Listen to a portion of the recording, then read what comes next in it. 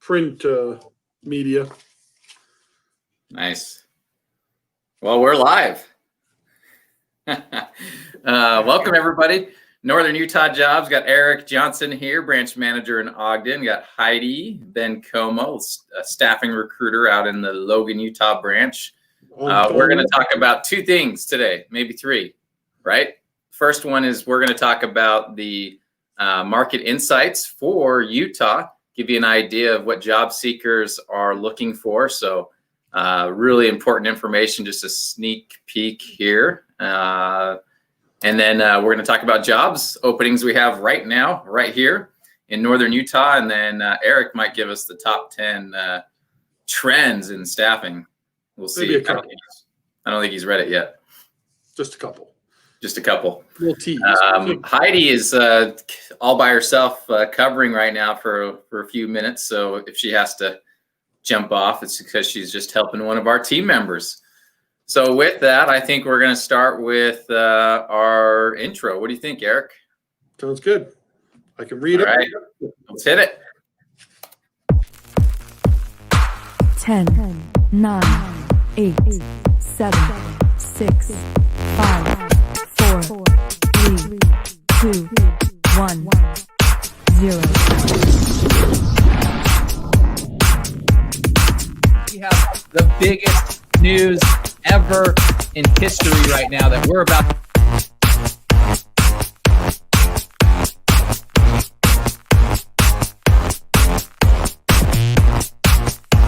This is a live video going into the job board.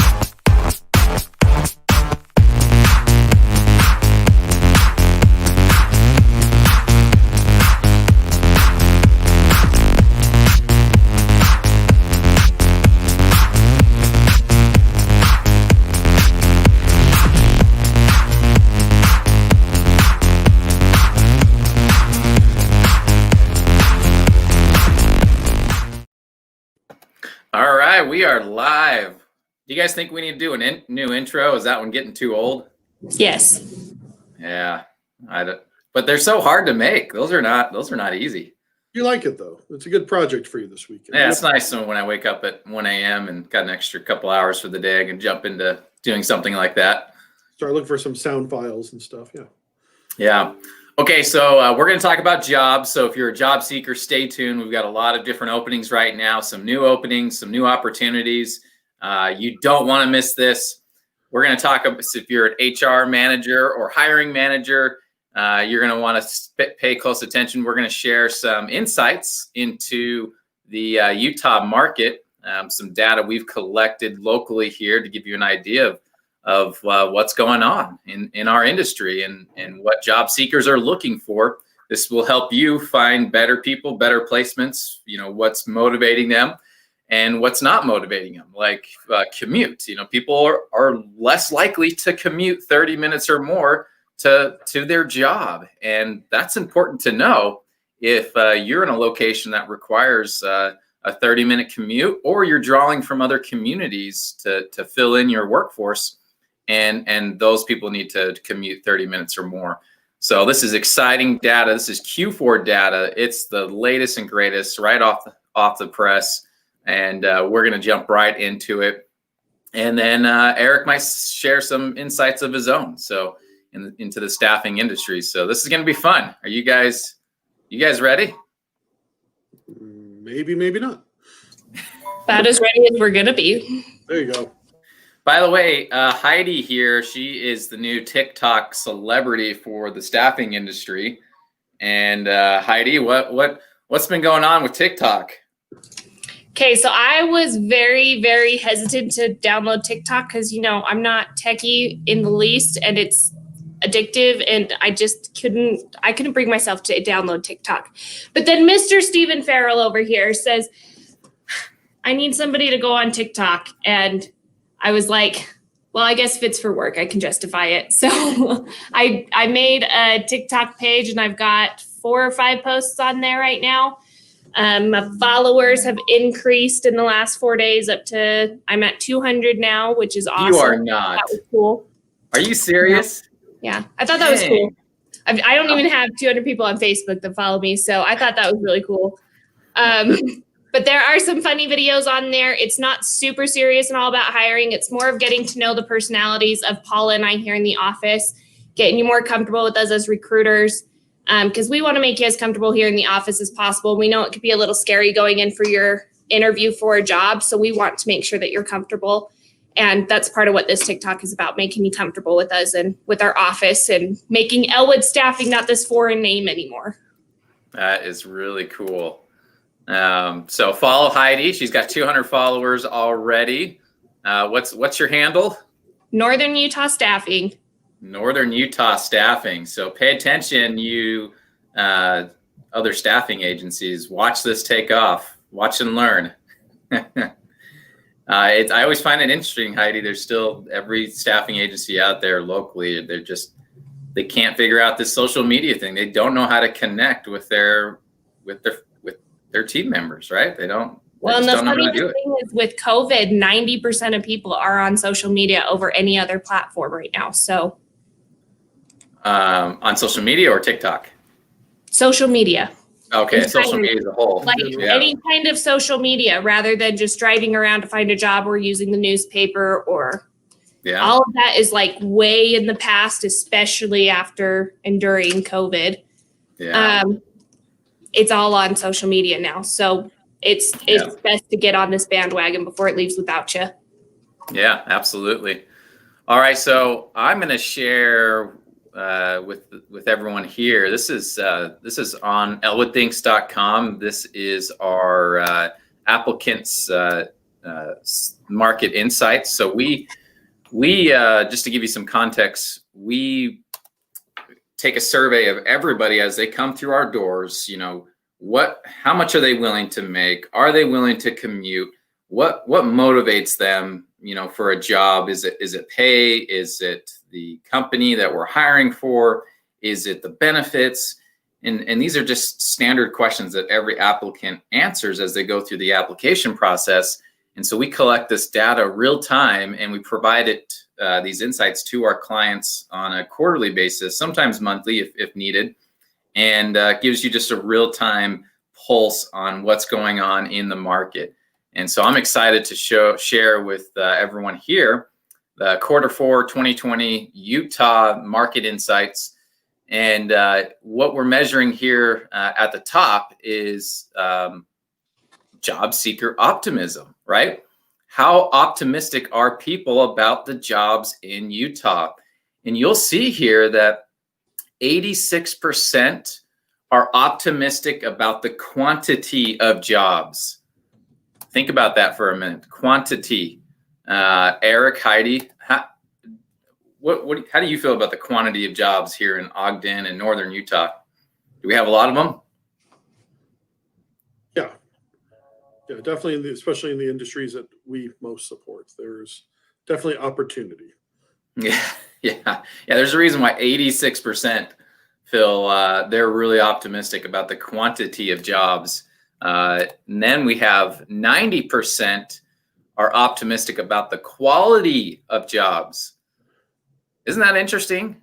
Yeah, I bet there's states where these numbers are obviously going to be dramatically different depending on how, you know, state and local governments are handling closures and you know, whatever types of regulations they've put in place. But yeah, here in Utah, I was surprised. Yeah, the second number is as high as it is, to be honest. So that's encouraging. Yeah.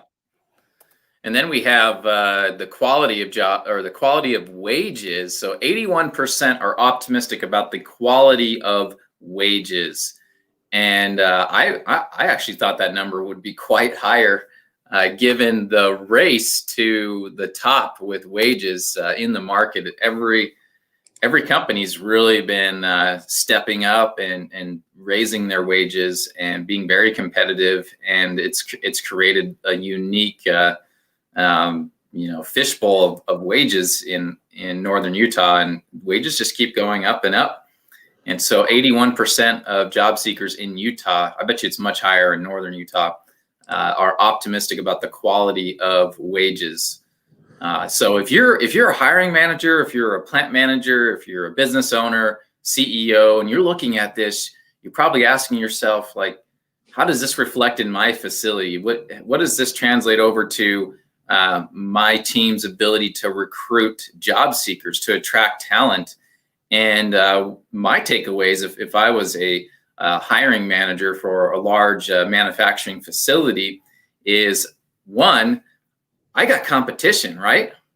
I've got a lot of competition. Job seekers feel really good about the amount of jobs that are out there and the quality of the jobs. So when I look at quality, I go, okay, what am I offering my internal team members, right, Heidi? Like, what kind of benefits are we giving our employees to make them really happy and want to stay? What are some amenities that other companies are offering that I'm not offering? How competitive can I be? Do I have an on-site cafeteria? Do I have vending machines? Do I have free items that I give out as well? Like, we have some clients, they staff their cafeteria with free items, and other clients just have vending machines that are very affordable, and others have an actual cafeteria where you can order and have fresh food made right in front of you. Are you giving the standard like deep fried burrito offered in your cafeteria, or are you giving access to fresh greens, right? And freshly cooked meals? Those things make a difference. And I know, it's going to be different. Some companies just can't afford something like that, but I think you can get creative. It's not that hard to maybe purchase some freshly made, pre-made salads. You can get bulk, pre-made salads at Costco or Sam's Club. And there's lots of different things you can do. You can work with some of these catering services and price it out and get some good bids.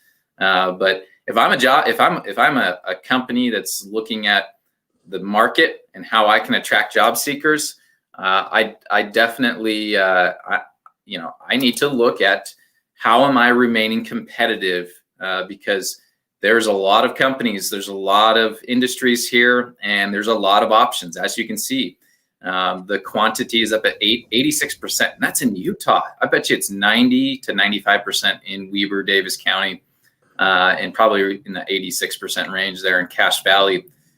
The last thing I'm looking at is wages. Am I competitive as an employer with my wages? Am I there with the rest of the industry, or am I above, or am I below? And when we normally do these reports, before COVID, these numbers were much more they were much lower. People weren't as optimistic. But again, with COVID, it created that race, and companies are getting competitive. Eric, what do you think the average entry-level light industrial position pays in Ogden right now? Probably 15, maybe 14 to 15. 14. Yeah, it's at 15. It's a blended average of 15. But the companies that are actually hiring, doing the mass hiring right now, that have the most openings, are paying 15 or more an hour, and it's very competitive. So if you're paying less than 15 an hour, you're really it's going to be difficult, and it's not impossible, but it's really challenging, because people that normally would have made 14 an hour pre-COVID all of a sudden have access to 15, 16, 17, 18, even $20 per hour jobs for the same type of work. And that's challenging, right? No one wanted to be in that position as someone that employs people, because that just increases the cost of operations. But that's business, right? You have to remain competitive. So what are you doing to remain competitive? What are you doing with your wages to help you compete locally? I wonder how well the information is getting out, because, like you mentioned, 20% of people had weren't optimistic about the quality of the wages, and we talked about how they've gone, or 19%. We talked about how most employers have had to up that in the last year to stay in the game. So yeah, so exactly. Employers might be doing this, and again, people hadn't been in the workforce for a while and hadn't started a new job. They might not even realize that that everybody's kind of made that adjustment, and that the quality of wages is really, or starting wages is higher than it would have been otherwise. And Well, a check lot this of people out. now are looking for that opportunity for advancement where you can get those raises within the first couple of months with them being hired on. They're willing to take one of those lower wages if you can get up to the higher ones within the first couple months. Exactly. Yeah.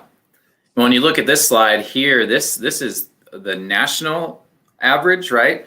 So not too far off from the national average quantity of jobs, 84%. We were at 86 in Utah. Quality of available jobs, 90%. That was right there with quality, same as Utah. But then this is really interesting. Quality of available wages across the nation, 77%. So it's a little bit lower than Utah. So if you're a employer in Utah, it is competitive. Our industries, our market is just very competitive right now in Utah compared to the nation. So if you're struggling to find people, you really need to take a hard look at how you're competing with other jobs, right? How are you going to remain competitive with wages? How are you going to remain competitive with your environment, the quality of the job? Are your supervisors trained on soft skills? Do they treat people right? What does your turnover look like? Are you keeping people or are you losing people? And you know, it's really hard to take that assessment, but it's definitely needed. We did a Facebook Live the other day about, it was Heidi and I talking about 9 simple strategies to improve employee retention. And one of the things we discussed is 7 out of 10 US workers are disengaged, meaning they don't like their job. They're not performing at a high level. They're just punching the clock, and they're parking closest to the front as possible. And they're out by 5 p.m. or 6 p.m., you know, on the dot. And they don't like their job, and you're not going to have productivity. And as soon as another company presents them with a better opportunity and better working environment, they're going to be gone. It's economics 101. I was just thinking that if you guys want some tips and tricks on how to improve those 3 categories, you should definitely watch that video. Yeah, absolutely. And I don't think it's a bad thing necessarily if people come right when their job's supposed to start and leave right when different people work-life balance. But if it's something where quarter 2, 20 of, mentally they've started to check out and they're going through their, I'm going to wash out my coffee mug and, kind of start texting my significant other to figure out what the plan is for dinner and doing everything else. Or if it takes them, again, 20 minutes to get going at the beginning of the day, or takes them 20 minutes to get going again after lunch, I think that's, those are some of the telltale signs too. It's not just somebody comes right at 8, leaves right at 5, and for those 8 hours gives you 110%. I'll take that every day of the week. Absolutely. Yeah, it's a great point. Yeah, it's those that are counting down the clock, right? They're spending 20 minutes thinking about how they're going to leave and when they're going to leave versus just can I get out of here? Am I going to be able to get out of here right at 5 and just right? Instead, just grinding it out till the very last minute of the day. All right, so here's another interesting insights here. So 26% of job seekers in Utah are willing to commute 30 minutes or more for their job. 26%, guys. Yeah. Which it's almost 10% less than the national average on this chart. I remember coming into this position almost 3 years ago, and one of the reasons we lost people to other companies, when we're talking to our clients, like, why are people leaving? They're going to Salt Lake for the high-paying jobs. Mm-hmm. They're commuting to Salt Lake to get the jobs. That's what we're losing people from, and that's not the case anymore. It's very rare. People are not going to Salt Lake for the high-paying jobs. They're staying right here because the high-paying jobs are here in northern Utah. They don't have to commute. So the willingness to commute is I can see why that's gone down. And the national benchmark here is 35% across the country. So Utah is much, much lower than the national average. I find that very compelling. Yeah, I bet this number is even lower on the Wasatch Front. I bet a lot of this is reflected in areas that are more rural, and people know they've, you live in one of our central or south central counties, where the county seat is where 90 jobs are. If you live outside the county seat, you're driving to and from there every day. That's where the schools are. That's where the government offices are. So I bet in Weber, Davis, Salt Lake, Utah counties, this number might even be lower. Yeah. Yep. I think you're right, Eric. Heidi, how much you got a little bit of commute? You're part of that 26%. I love the commute. I love because my commute's about 35 minutes. Sometimes it's 40 if the traffic's bad. And I love it. I really, really do, because I just listen to a book or I listen to my music. Hold on, Heidi. Did you say if the traffic's bad? Is that like cows and sheep crossing the road traffic bad, or what? No, like there's like a tractor or two on the way to work that you're stuck behind. Yeah. Logan is getting a bit busier here. It's becoming more and more and more of a city. But no, I we don't worry about tractors. I cannot stand the traffic in Logan. It is terrible. Their roads are not set up for their population. But no, I love listening to a book. It helps me decompress after work so that I don't take work home with me. And then coming to work, it helps me get into that mindset and go through the task list of what I got to do. So like Eric was talking about, it normally takes people 15, 20 minutes to get started at the beginning of the day. That's what I go through in my car ride to work. And then, it takes 15, 20 minutes to come down off of the work day. That's what I do on my drive home from work. So nice. It's nice. I like it that way. I'm part of that little percentage. Yeah. All right. So if you're just tuning in, we're reviewing the market insights for Utah, and we've come across some pretty compelling insights. One is it is a very competitive market for wages, for working conditions, what you have to offer as an employer, and people just are not willing to commute for jobs. They don't need to, unless they live in Preston, Idaho, then they need to. And so the next and last section here is what motivates job seekers to take a job at your company? What is their motivations? We've surveyed every single job seeker that comes through our doors. And in Q4, the number one motivation, surprise, surprise, is the starting pay. 75% of job seekers, the reason they took that job was because of the starting pay. It wasn't the short commute, the good reputation, the training, the bonuses. It was starting pay. Are you guys surprised by this at all? I also have people that the biggest reason they say that they'll go to one job over the other is because their starting pay is the same whether you go through a staffing agency or not. Yeah. And they feel like that makes them valued as an employee. It does. I've been so impressed with a lot of our client partners that have, brought the wage up to be even as higher on off the street. It's because it does make a difference. It really does. I think if you're still paying less through your temp agency, I hate using that word, through your staffing agency, and you're paying more with your hire on, you really got to take a hard look at that, because the only reason you're doing that is because there's a markup charged on the hourly rate, right? So you're paying more for an Elwood associate than you would your own associate on paper. In fact, it works out to where you're probably paying less because of the taxes and workman's comp load, et cetera. But I won't go into detail here. Anybody with a calculator in an HR position can figure that out. But what really is they see that markup and they go, ooh, we got to pay less, so we're not paying more on an hourly rate. And so what happens is if you pay your people $16 an hour, but you pay a contingent worker $14 an hour on a short-term basis until they get hired on, you're not getting a $16 per hour employee. You're getting a $14 per hour employee. There is a difference in skill sets and experience. And so look at this data and tell me, do you really want to keep paying your people less? Like, do you really want to pay people on attempt to hire less than off the street? This data tells me you should take a hard look at that and consider paying more.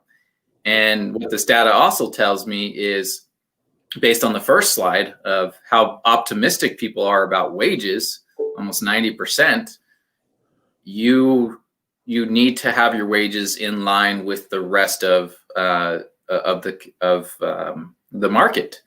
If you're paying even $1 less than the market average of $15 per hour, you're going to have some challenges, and it's going to be a struggle.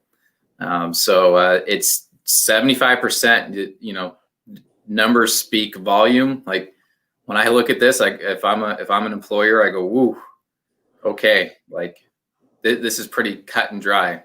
People care about wages. Number one, like that's their number one driving factor. So if I'm having problems keeping people and retaining my people and attracting new talent, I may consider looking at my wages first. Like that's probably the first place I'm going to look, right? Yeah, I mean that's what moves the needle. I mean, people had the opportunity in the survey to list the top 3 reasons they'd want to work for their dream employer, and I'm honest, I'm surprised it's only 75%. You know, I guess, you know, there's some people out there where, you know, long-term, you know, the opportunity to travel or what, you know, fortunately, you know, most people in the workforce are coming into a dream job, you know, thinking about what the retirement program is going to be like, and however many years that is down the road is going to be far less of a consideration than what am I making today, right? So right. Well, so the second one here, career path development. So having when I'm accepting a job, I'm picturing myself growing within this organization. 51%, that's a pretty huge number. And so when we look at, okay, we've looked at wages now, career path and development, your job, your employees coming on board, they want to know that there's opportunity for growth. It doesn't have, that's why it says career path / development. It doesn't have to necessarily be promotional growth, but personal growth, skill growth, right? Being developed as an employee, developing your skill sets that you can use long-term for the rest of your life in your career. You need to have both a career path for people and then just a developmental side of helping people learn new things, new skill sets, new trades, new certifications that are going to help them long-term throughout their career. And our team members, our associates are looking for that. It's very clear in this data, 51% want that career path, that development. And so when they're accepting a job, they're expecting that. And so one strategy we talked about in our 9 strategies for employee retention the other day is having growth opportunity for the associate. That's strategy number 9. Are you clearly laying out growth opportunity? Are you showing it? Are you sharing your story? Like are your trainers talking about with new hires how they became a trainer, what that path looked like? How many years did it take? How many promotions? How many heartaches? Like what did it take to get there to inspire your new trainees that are coming in, you know, so they can capture that, because it does matter. This data shows that it matters. People are looking for a career path. People are looking to be developed. And if you're not displaying that, if you're not showing it, if your trainers and supervisors are not showing that in their behaviors, if they're not talking about it, you're going to lose people to other companies that do a much better job presenting a career path and showing how people can be developed within their organization. I mean, how many people, this is a good question for you, Heidi and Eric, throughout your career, how many people have you, let me switch the screen here. How many people have you seen leave a company because they've said, quote unquote, I'm at a dead end here. Like there's no more career opportunity for me. I have nowhere to go in this organization, and they've left. Happens all the time, right? Yeah. I hear both that one and then that I was promised a raise when I got to 6 months, or I was promised a raise when I was here for 2 years, and it's been 1.5 years later and I still haven't gotten it, and things like that. I hear that all the time. Yeah. And it's pretty interesting because a lot of times these are billion-dollar companies, got 1,000 employees. There's 1,000 different departments, right? And for someone to say, I'm at a dead end here, I have no career growth opportunities. It's like, are you kidding me? You got 100 that you could pick from right now based on where you're at. And And where companies fall short in this category is they don't provide a clear path to promotion. They don't develop people purposely. They don't give those people, they don't even ask the question like, hey, Eric, where do you want to go? Like in this organization, where do you want to take this career you have? And they just failed to ask that question. And so people don't capture that vision. They don't see the career path, and they leave, or they get passed up for a promotion, and they're so upset about it and the way it was handled that they leave anyways, instead of maybe having a manager that can articulate why they didn't get the promotion and then give them a clear outline of how they could get the next one, and work with that individual weekly, for the next 6 months to get it. It just like, as soon as you get turned down, it's like, okay, end of conversation, and it's never brought up again. And now you're second fiddle, and you feel less important, and you leave. It's pretty sad, right?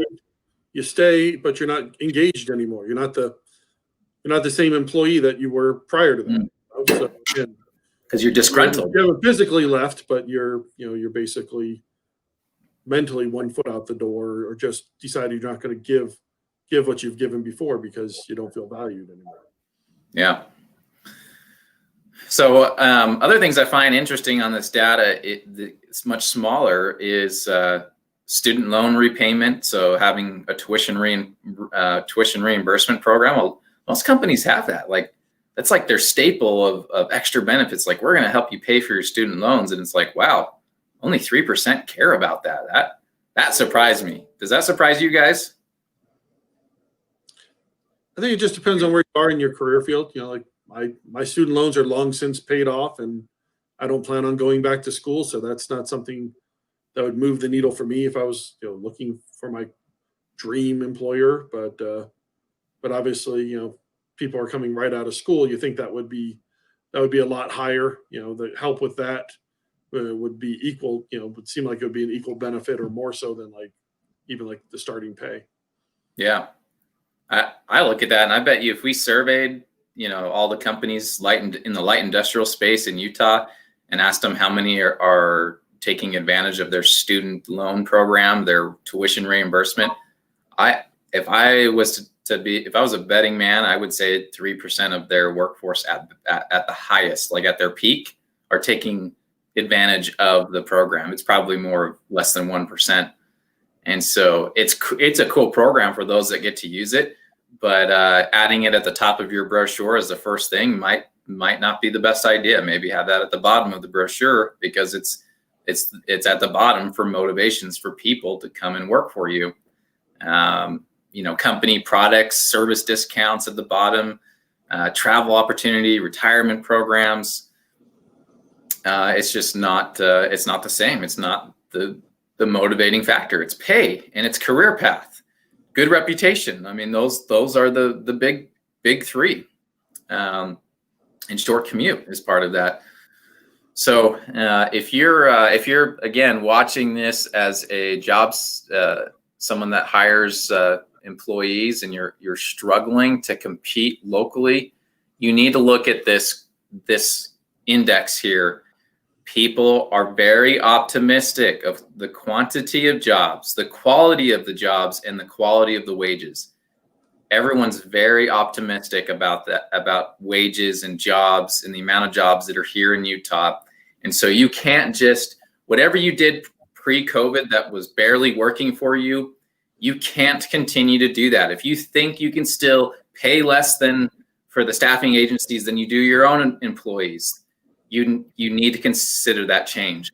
If you are paying less than the market average, the price of entry, you need to consider the change.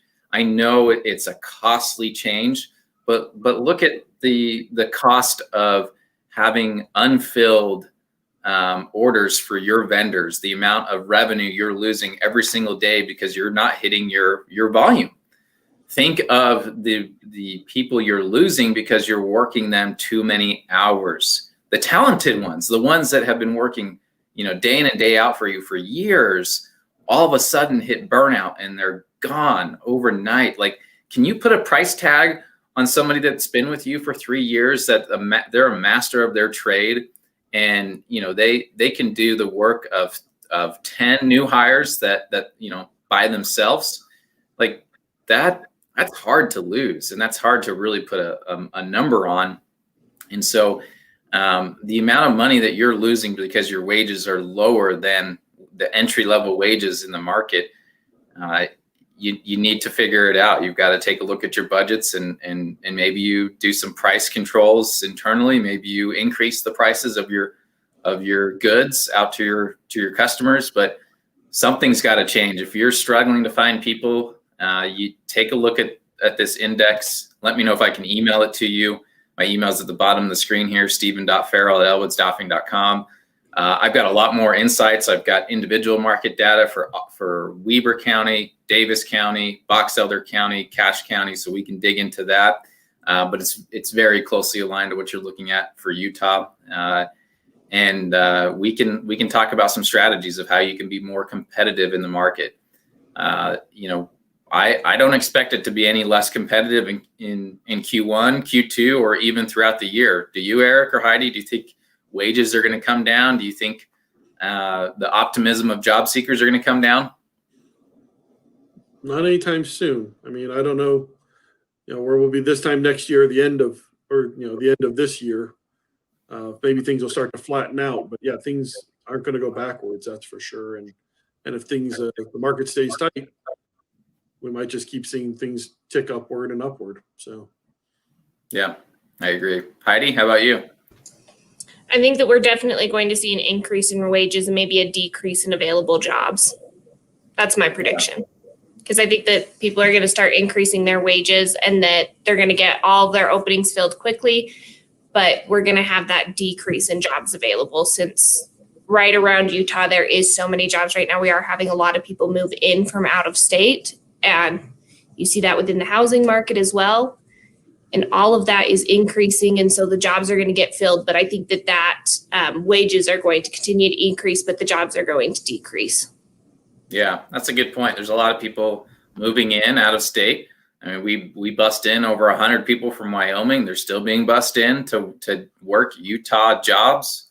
Think about that. If people are coming in from Wyoming to work in Utah, and you're still wondering if $13 an hour is competitive or not, or if you should increase it by 50 cents, Utah job seekers, they're going after the best paying jobs. The quality of the job matters for them. It's not always the best pay, but also the quality, as we found, look in this data, right? So if you can offer a flexible schedule, good work-life harmony, that matters sometimes more than pay, but your pay still has to be a livable wage. I mean, you got the new president talking about having a minimum wage of 15, 16 an hour across the country. So if that's been an active discussion for the last 2 years, that minimum wage should be at $16 an hour, and we're still trying to be competitive at 12 or 13, that's going to be a challenge. And so if you can't give on wage, you've got to have some of the best working conditions out there. You've got to have a great quality working environment. You got to have lots of perks, employee perks, and you've got to treat your people really well. Your supervisors they've got to be exceptionally well in their people skills, their soft skills. Because if you got supervisors that don't treat people right, and you're not paying your people very well, it's just like a perfect storm, and you're going to have high turnover. So if you can't hit on the wages, hit on the quality of the job. How are you treating your people? What on-site amenities do you offer? What does that look like?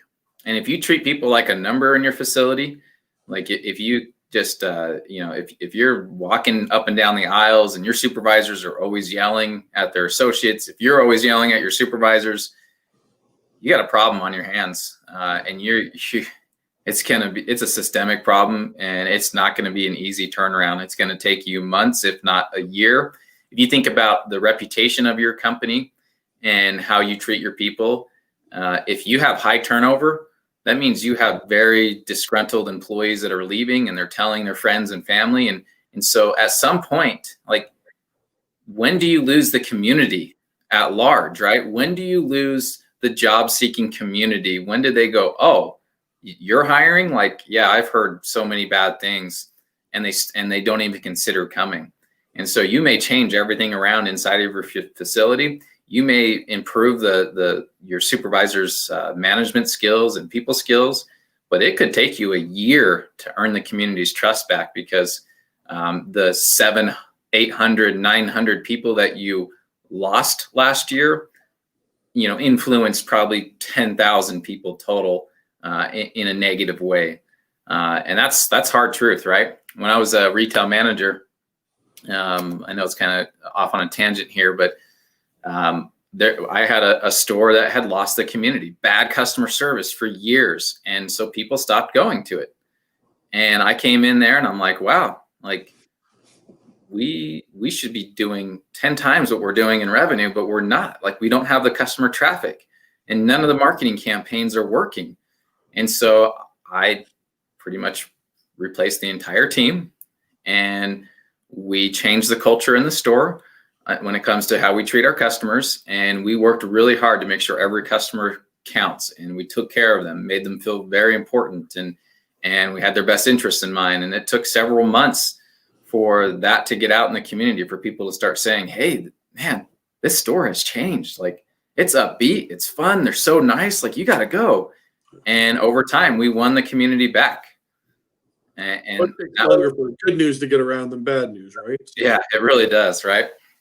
So if this is starting to resonate with you, as if you think you don't have the best culture in your facility, you're probably right. And let's work together. Let's help change the perception of the facility, and let's get your management team together, and let's get them buy into treating people better and not treating them like a number, but as a human being. I understand we got to get the production out, but you still, it starts with your people. People first, profit second. It's not the other way around. That's my rant. So I hope you guys enjoyed this data. We went 42 minutes in, and we didn't talk about one job. Eric, Heidi. Well, like I said, I think we can generally summarize it as we're lucky in our industry. We work with a lot of different companies. So we saw in that chart, that last chart especially, the different things motivate different people. So, applying with us and talking to us about what motivates you, what are the most important things to you, we can have those one-on-one conversations and try to find the best fit. A lot of people pay is where they want to maximize pay, but we saw that 25% of people don't even consider that one of the top 3 things. So if what's more important to you is flexibility and culture and those things like that, we have some customers that pay a little less, but are a little more focused on that. So maybe, we can talk, and maybe that's the right fit. Yeah. If it's a bottom line, if it's dollars and cents, then we can look at your skills, experience, background information, and availability, and kind of figure out, which customers can most maximize that. So, if you're looking for work or know people that are looking for work, oldstaffing.com. And you can see all the jobs we have posted here in Weber Davis County, where I'm at, or Cache County, where Heidi's at, or Box Elder, in between us. We have offices in all those locations and different opportunities throughout northern Utah. Well stated. And if you look above, guys, there's like 10 jobs. I always have to look up. Just look up. Look up and see all those jobs up there. Heidi, any 2 cents before we end the broadcast? Well, when I was coming into my job field, I was trying to figure out what to go to school for. And my dad had told me that people in the business are the biggest asset. So you're always going to see somebody managing those people. So that's why I went into the field that I did. And I think that a lot of companies don't realize that if you're willing to spend a couple $1,000s on this new piece of equipment, because it's going to increase production so amazingly, it's going to be awesome. Why don't you look at people the same way? They're a better asset than any machinery you will ever get. Preach. All right. Well, we're going to end this with a couple job highlights. So you guys are free to jump off the broadcast. Thank you. Appreciate it. And stay tuned, job seekers. Here's a couple jobs that we're highlighting right now. Fly over the weekend. elwoodjobs.com.